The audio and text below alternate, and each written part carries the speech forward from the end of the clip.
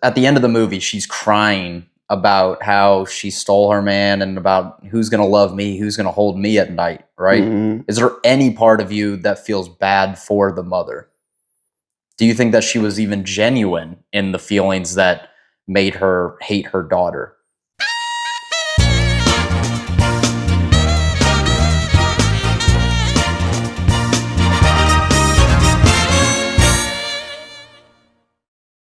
Welcome back to the No Script Pod. Today we are talking about the movie Precious. Came out in 2009. Now this is a crazy movie, right? I mean, like, I tried to explain it to my coworker earlier, and he just couldn't. He said, "You just kept going. You just kept saying details. I thought it couldn't get any crazier. Just keep saying more details." But I guess Yep. the first thing I want to ask throughout this whole movie, I guess I was thinking of it of if I knew this person, what would I say to them, right? What would I say to Precious? And I want to ask you, would you recommend to Precious that she should have chose abortion? Would you recommend that to somebody if this was like your sister or your friend? Would I recommend abortion to somebody? Probably. Yeah, I think that's one reason to get an abortion. You can't afford to take care of the kid. right. And that's not even talking about the family dynamic going on. Yeah, because those kids, they ain't gonna come out right. No. You know, you got a kid that the dad, he's both the granddad and the dad. Yeah. Some ain't gonna. No, that ain't right. I mean, and it seems like, I guess, the dad is not exactly like some guy that's in the picture a lot. It seemed like he was like just kind of dropped by to do his thing and then dip. He definitely didn't stay at the same house. Well, the thing is, her mom said this. They were together. Right. Until Precious supposedly stole her man. At the end of the movie, she's crying about how she stole her man and about who's going to love me, who's going to hold me at night, right? Mhm. Is there any part of you that feels bad for the mother? Do you think that she was even genuine in the feelings that made her hate her daughter? I'm gonna tell you something. Monique's performance in Precious is one of the greatest performances in movie history. It's pretty good. I ain't gonna lie to you. She won an Oscar for that. Like, I told you about this movie before you watched it, and I told you that specifically that scene will make you care for a villain in a way that you never have before. You think so? Is that how you felt whenever you watched that scene? That's how I felt. I felt like, man, she's a really bad person. Right. But I could see why. I mean, I felt like maybe part of it was genuine, but whenever I was watching the scene personally, I just kept thinking, wow, she's that much even worse of a person after that scene. Because I just felt like it was pure gaslighting. Like, it was all just so that she can get the welfare check.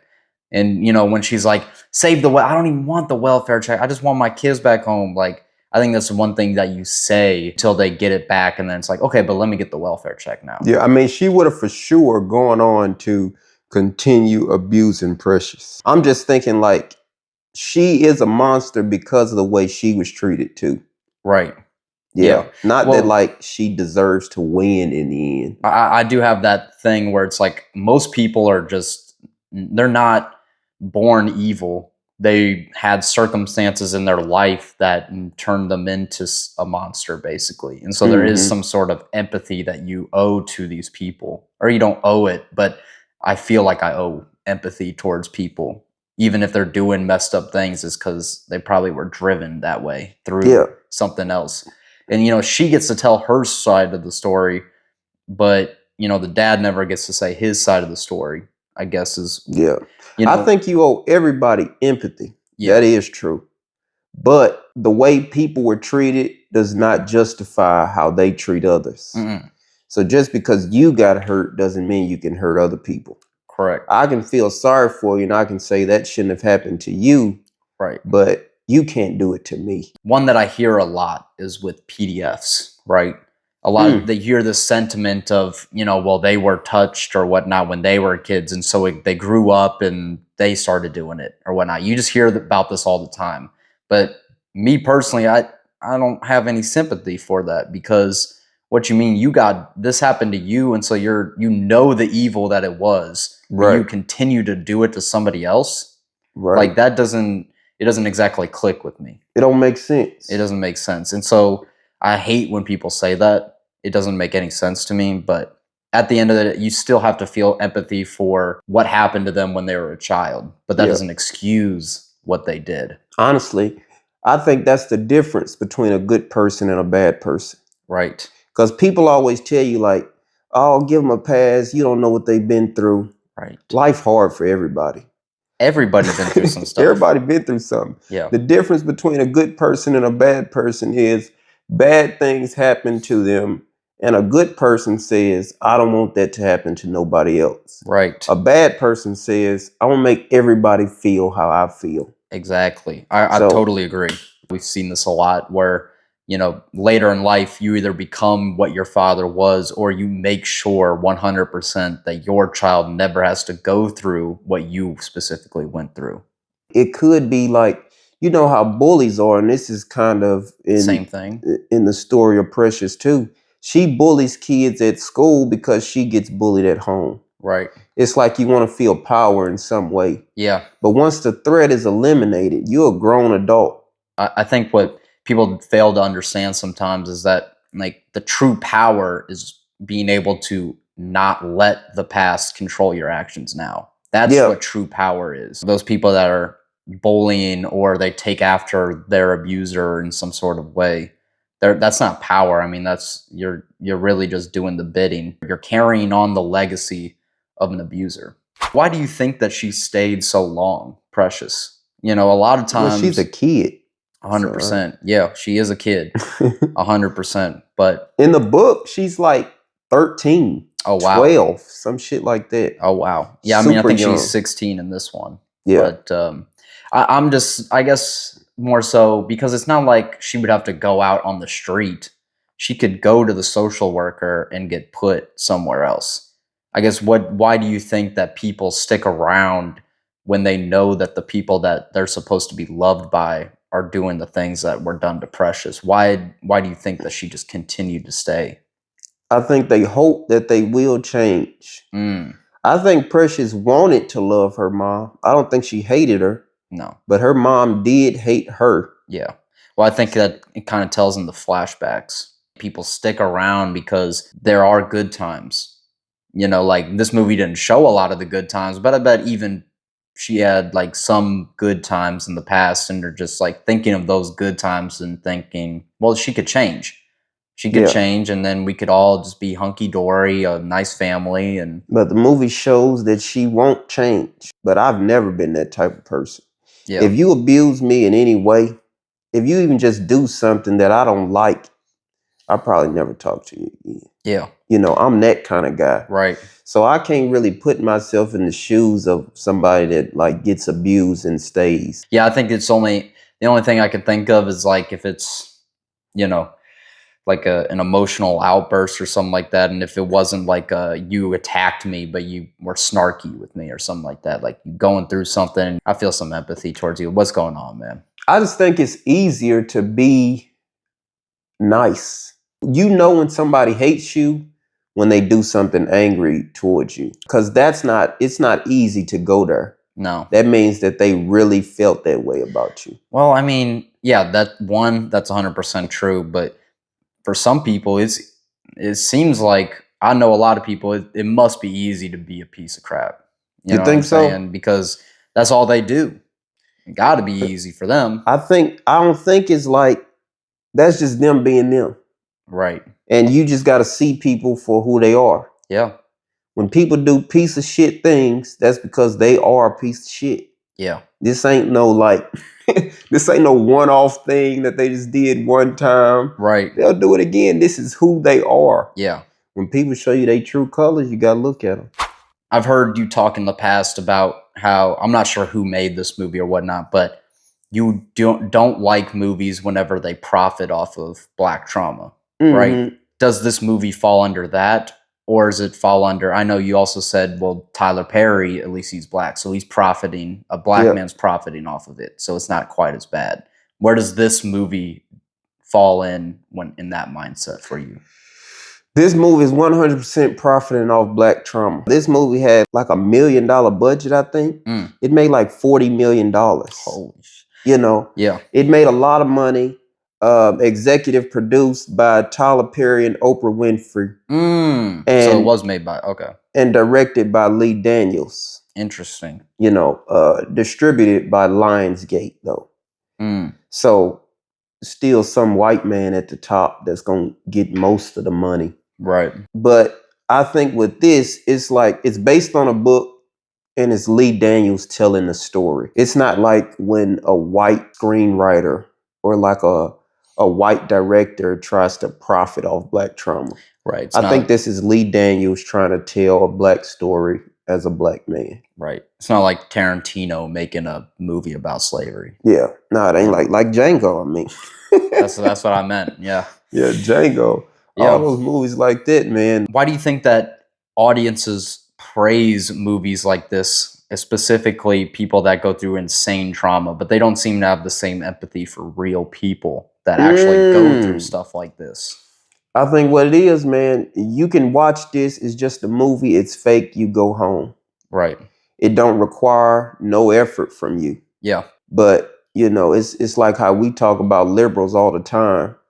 They love to talk about ending homelessness until you talk about building a shelter in their neighborhood. So I think that's what it is. It don't require no effort. It's just a movie. You watch it. It's fake. You can't feel bad. You go watch Precious and you come out and say, man, I hated the movie. Right. People going to look at you like, what is wrong? Yeah. It's too emotional of a movie to be like, I hated it. Yeah. There's too much going on, you know? And you already know that a lot of people probably are going through that, like right now. If you want a high critically acclaimed movie, you got to tackle emotions. 100%. I mean, just like in general, like one of my fondest memories in college, probably far from my best paper. Right. But it was about my dad's death. And they ate it up. Right. I knew that, this, it's all right. Yeah. Real shit. That's this actually ain't my best, but yeah. Same thing here. I went through a similar thing with a paper. Not even my best, but they loved it. Classmates, they ate that shit up. Talking about I should look into being a writer. Yeah, that's how it was, man. It's man, who gonna say you just got done reading a paper about your dead dad? Right. Who gonna be like, man, the intro was a little off? Yeah, exactly. Everybody's gonna be like, come on, man, like that was some bullshit. Yeah. No, nobody gonna do that, man. Nobody's gonna be like, man, your dad would be disappointed. What did you think about the performances in this movie? I thought they were pretty good, honestly. I thought they were really good, especially Precious and her mom. They did their job. It felt real. That's what I guess. Felt real. That's what I think good acting is. It's like, do I feel like this is real? Like this really happened? That's why I really do think Precious is a masterclass in acting. Yeah. Because it don't have none of those tropes. No. None of those weird corny tropes. There's those scenes in movies where they'll ask somebody a question and they'll look away and then come back. It's nobody ever does that. But Precious is raw. Yeah, that's what it's raw. Yeah. It feels real. It felt like, I questioned whether it was a true story or not. There are no tropes in that movie at all. No. It's just straight up acting. You could see somebody acting this way. I'm not sure if Precious is critically acclaimed in the black community, man, but this is something I did want to ask you about. A lot of people laugh at Precious. They kind of look at it as a comedy film. Interesting. If you go home and look up Precious on TikTok, you'll see countless memes. People do the scene with they do the scene when she's cursing her out from the steps. People just recite that. And it's like a joke. The mom is played by a comedian. What do you think about comedians being in serious acting roles? I didn't know who was playing anybody. I don't know any of the people in this movie, really. Even Monique, you say the name, but I don't know who Monique is, really.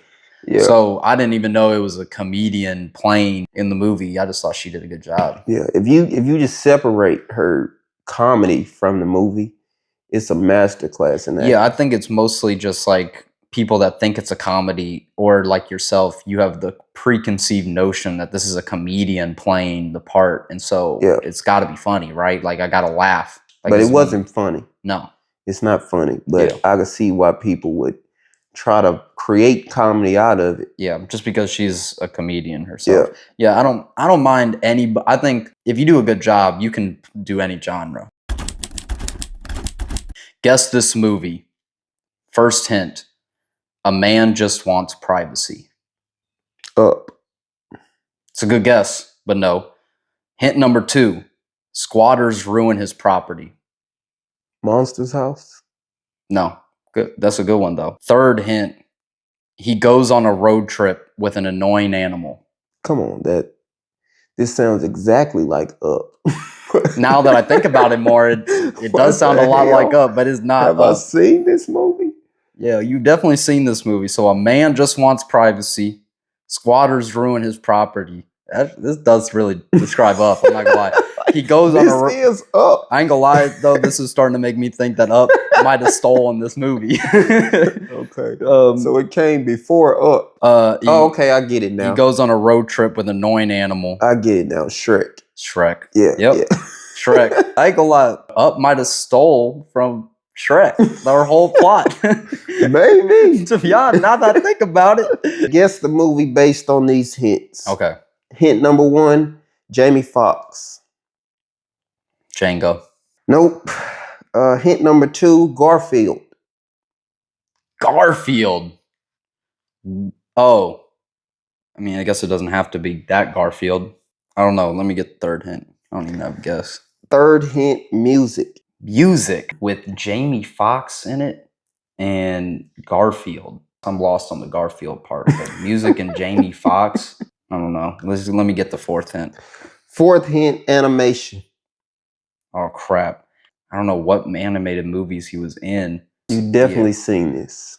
Jamie Foxx in an animated movie. You want the last hint? Yeah, just let me get that last hint. The last hint is death. Oh, Puss in Boots, Last Wish. No. No? I give you one more guess. Yeah, let me get one more guess. Actually, I don't know it. Soul. Soul? Jamie Foxx is in Soul? What is Jamie Foxx plays the main character in Soul. Holy crap. I didn't even know that. I didn't even know that was Jamie Foxx. Garfield. The cat. Oh, okay. That's why I said don't think too hard. Okay. On the specifics of Garfield. I'm starting to think, okay, is he talking about Andrew Garfield? If you enjoyed this video, go ahead and leave a like, comment, subscribe, and we'll see y'all next week. Peace. Peace.